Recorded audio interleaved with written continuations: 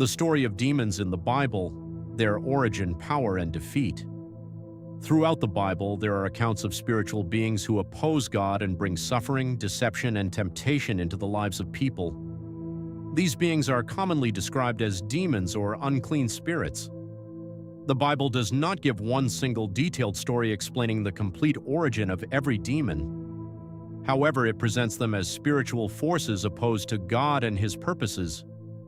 In the Old Testament, the Bible warns God's people not to seek supernatural guidance through forbidden spiritual practices. Instead, they were instructed to trust God and follow His word. In the New Testament, encounters with demons become more prominent during the ministry of Jesus. The Gospels describe people who were troubled by unclean spirits, and Jesus repeatedly demonstrated authority over them.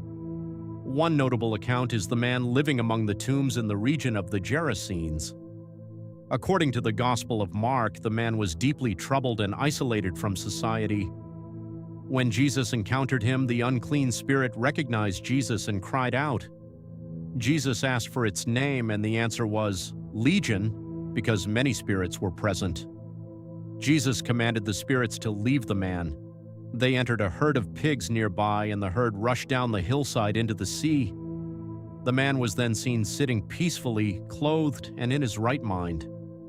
This story demonstrated a central message of the Gospels.